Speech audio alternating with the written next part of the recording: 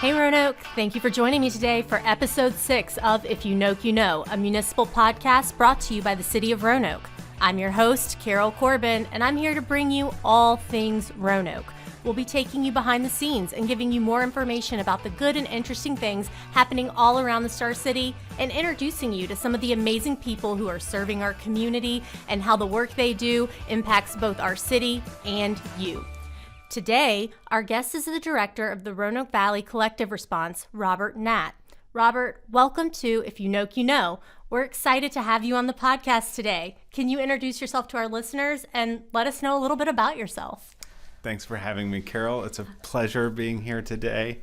My name is Robert Natt. I serve as the director of the Roanoke Valley Collective Response, which is a collaboration of several hundred people committed to addressing the opioid and addiction crisis here in our region. All right. And Robert, how long have you been in Roanoke?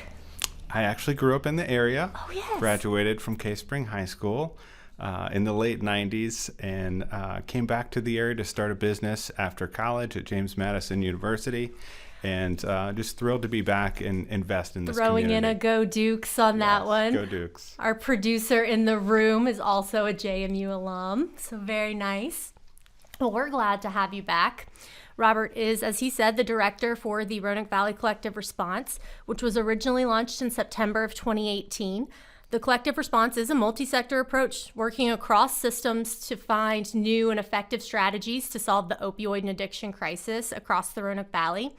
Roanoke Valley Collective Response members use collaborative impact model to tackle the root causes of addiction and crisis by influencing changes in policy, practices, and social support, and combining evidence-based practices with local insight and personal stories to recommend, develop, and implement regional solutions. That is a lengthy mission, but as we kind of discussed before, the opioid crisis and addiction crisis is a complex issue. You have to have a complex mission and strategy for that. So, Robert, can you break down what that means for our listeners and really kind of let us know who the Collective Response is and what you're doing in the region? Yes, I would say it is a very complex problem, but they're also very simple approaches. And one of the things we learned is to not try to be the expert on everything, but to convene the experts and to bring a lot of wisdom from a lot of sectors and individual and personal and professional experience to address this. So we know that addiction is a disease that really oftentimes exists in isolation. And there's so many people struggling, parents, children, professionals, they're struggling in isolation. And we really want to bring the community together to help and support so many people. So we really rely on the shared knowledge and learned experience from those in recovery, as well as those in treatment, those in prevention, those in education. And we come together and develop strategies to improve the outcomes and the impact for the audiences we serve. Okay, and with having such a large collaborative effort, are there specific groups who are a part of this collaborative that our listeners would know? Who's a part of this? There are a lot of players at the table, and we feel really fortunate. We started in 2018, and really, I felt really privileged to be part of a group of leaders who came together and said, you know, this challenge is really bigger than our own understanding. It's bigger than our own budget or resources that are available. And how might we come together and begin to share more effectively? And so very quickly, we had some large health systems in the area, such as Carolian Clinic and HCA.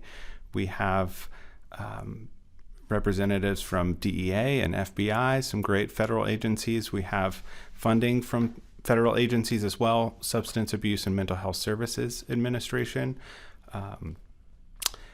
And there are a whole lot of nonprofits as well, those that are in treatment, recovery housing. And there are also a lot of just local advocates who want to help. So these could be peer recovery specialists, or these could be parents who want to learn more. We have law enforcement. There's representation from pretty much every sector involved, from prevention to treatment to harm reduction. Yeah, because it's definitely one of those things. It seems a whole of community approach really needs to come at this situation, because we're not going to arrest our way out of the addiction crisis. We're not going to treat our way out of the addiction crisis at a hospital, or educate folks out of it. It's really going to take that multi-sector approach. In saying that, does that mean that the collective, the Roanoke Valley Collective Response, are you more like a project manager, so to speak? Are you kind of making sure all these pieces are working together and sort of connecting resources? How does the actual collective response come into play with the collaborative? Yes, I try to really implement a servant leader model and think rather than tell organizations how they should tackle challenges, what they should do. We really try to ask, how could we better serve you? And so we serve as a convener, as a facilitator, as a planning arm. We provide some strategy and grant support as well for other organizations. And it's really about serving those stakeholder organizations and stakeholder groups to increase the output collaboratively. Okay. I think that kind of helps me specifically, and hopefully our listeners really put the pieces together about what the collective response, what the role is in the overall picture. And so while you originally launched in 2018, in 2021, the Roanoke Valley Collective Response became a project of the Roanoke Valley-Alleghany Regional Commission. And at that time, you received some ARPA funding, and since then, you've also worked with the city to create a 5-year plan in response to some funding opportunities related to national lawsuits regarding opioids. What does the long-term planning look like for addiction and recovery in the Valley? I think the goal is to continue to grow and build relationships with individuals and organizations, to continue to demonstrate that Roanoke, Virginia is a great place to live and work and play, as we hear all the time, but it's also a great place to recover, to seek treatment, and to be part of a community that believes that you can thrive in recovery, and you can do that right here in Roanoke, Virginia. And you talk about recovery specialists. Are these individuals who are working one-on-one, like case management with folks? There's a wide range of roles, but in general, a peer recovery specialist is someone with lived experience that they are now leveraging to help others who are looking for treatment, looking for care. And so these may be individuals who meet on the scene at the hospital, or they could ride along with fire and EMS if there's an overdose event that occurs, and just be there as a peer support and offer to help connect them with resources. And demonstrate what that path to recovery may look like, and certainly communicate to them that there are a lot of people who are willing to help and can help build those bridges relationally and connect to treatment and care and social supports to move towards recovery. And having sort of that personal experience, as we all know, sometimes we're more likely to take advice and to hear someone who's been in our lived experience versus someone sort of telling at us who may not know what that goes through. So that's probably very helpful to individuals who are going through those situations. It's incredibly helpful, and it's really encouraging to see them work and how quickly they are able to build rapport with individuals who are looking to make that change. And so right now it sounds like the long-term plan is more trying to focus on the short-term plan and see where we can build, because you're a relatively new organization, and figuring out what areas you can expand and grow into throughout the region. Yes, we released a blueprint in, I think, 2019 or 2020 that really was a fairly broad plan, comprehensive in nature, that took a lot of sectors from treatment to higher education, and it's more of an academic document, but it does literally serve as a blueprint towards progress and towards multi-sector implementation as ways to tackle the addiction crisis overall. However, I will say that that's the great part of being part of the regional commission and just being able to serve 11 member localities there. So we're not only expanding programmatically and trying to deepen the resources within each sector available, but also expanding our geographic service area, knowing that this is not isolated to the Roanoke Valley. This is a broad social challenge, and we look forward to serving many localities across the region. And while you may not be prepared to talk about it in this way, I mean, obviously you're here in the city of Roanoke talking to us on If You Know, You Know, but as you said, you serve right now 11 member localities through the Roanoke Valley Collective Response. Would you say that a lot of the work is primarily done in the city because it's the largest locality, or do you really see a lot of work being done in some of the smaller, like regional outlier localities that you work with? I think we're incredibly fortunate to have so many strong resource providers here in the city of Roanoke, and we know that a lot of localities or citizens from other localities come here for treatment or support or housing. But we also know that those who are seeking care may prefer to go somewhere else to get away from their circumstances that they felt were burdensome or traumatic or may inhibit their path to recovery. So one of the things we try to do is forge strong relationships across localities so we can know if someone from the city of Roanoke wants to seek care in another locality, that there's a way to do that. And if someone from Botetourt wants to come to the city of Roanoke, we also want to facilitate those relationships as well. Okay.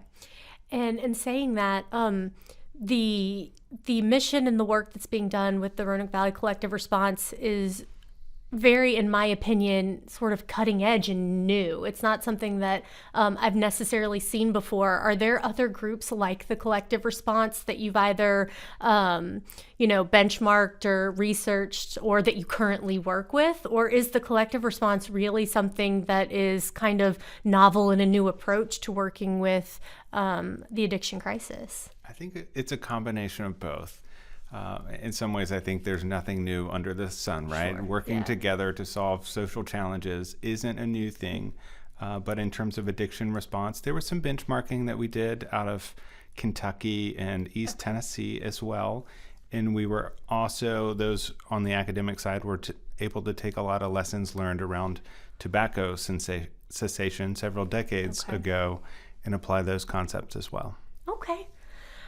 So nothing new under the sun, but really, I mean, not to toot your horn, but I'm here to toot your horn. I mean, very, sort of new and cutting edge in a way of trying to take something that is so complex and come at it from a multi-sector approach, really bringing all of the pieces together. It's just not something that I've heard about in many other places. And I have 15 years in the social services arena. It's not something that I've heard of before. Yes, it does feel new in that regard. And one of our initial goals and opportunities was to really focus on uniting organizational silos and figuring out how can we work together rather than approaching the same thing independently.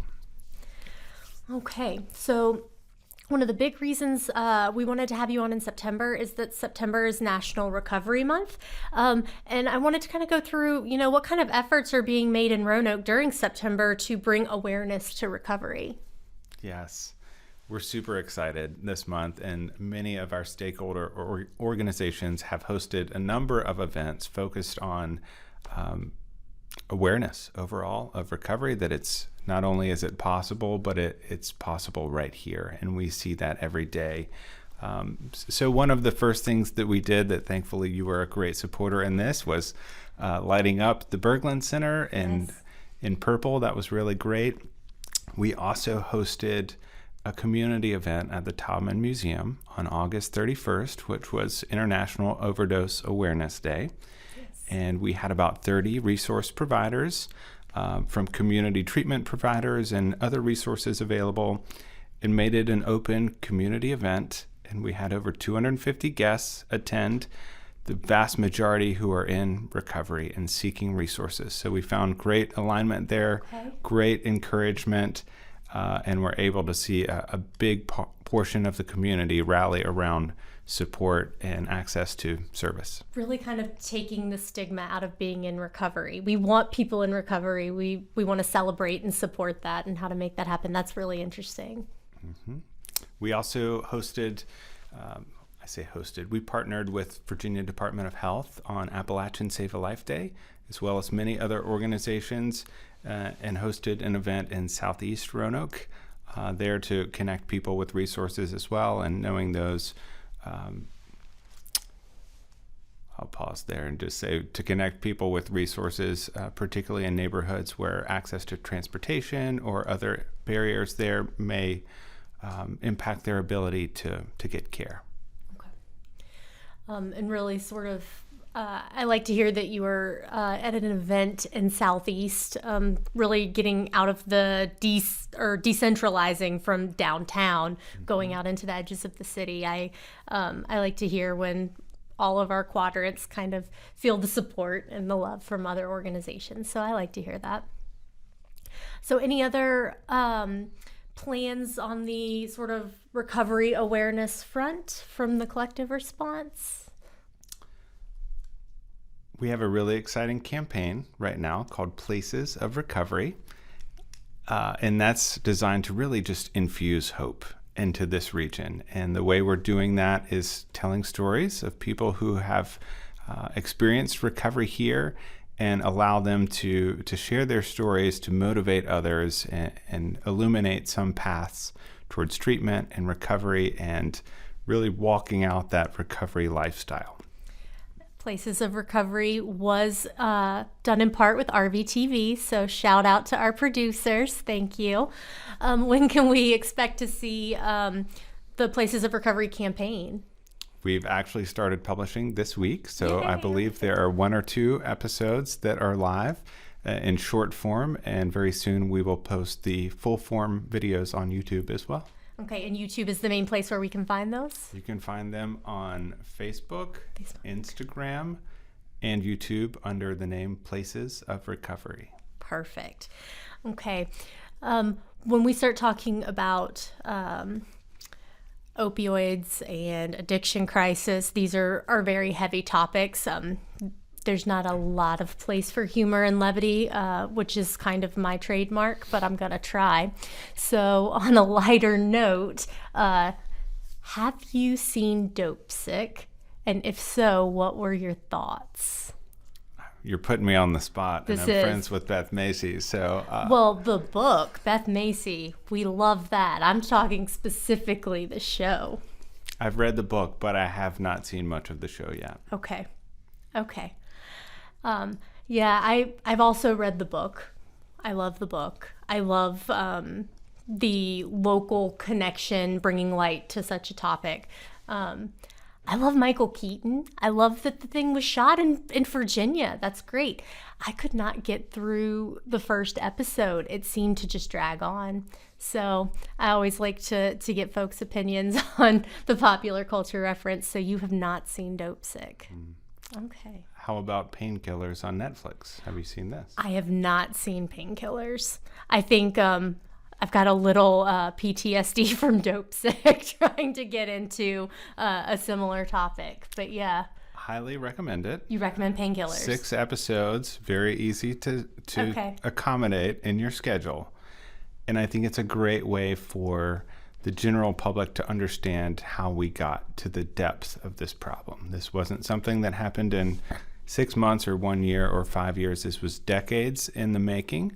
And I think it also gives a little more of the background to all the legal settlements from pharmaceutical companies that has now resulted in the Opioid Abatement Authority funding. So I think some of these pop culture references are really helpful for the general public to understand exactly how we got here and why it's such a challenge, and also why we have such a unique opportunity to better serve the community through increased resources. Well, and as you've said, this didn't happen overnight, and we're also not going to solve it overnight either. This is going to take time to build and grow to make headway into solving the addiction crisis, specifically around opioid use. But very interesting. So we've heard it from the Roanoke Valley Collective response. We've got a thumbs up for painkillers from If You Know, You Know. I mean, read the book, read Dope Sick, but maybe the show, I don't know, make your own opinions. Anyway, Robert, we really appreciate you being here. Is there anything you would like to leave our listeners with in regards to the collective response and the work that you're doing? We have an incredible opportunity here in the Roanoke Valley, and I think one of the best things we can all do is just be truthful in our story and steward that story, knowing that Roanoke is a great place to recover, that they're great treatment and resource providers here, and that everyone can play a part. And if you're interested in becoming a part of the Roanoke Valley Collective Response, please reach out online, and we would be happy to connect you. You heard it here. Reach out to the Roanoke Valley Collective Response. And what is your website? Let the folks know. rvcollectiveresponse.org. Perfect. Thank you so much. We loved having you today. Thank you. And that's going to be a wrap for us this month on If You Know, You Know. Make sure that you follow along, like, review, subscribe, and we'll catch you next time.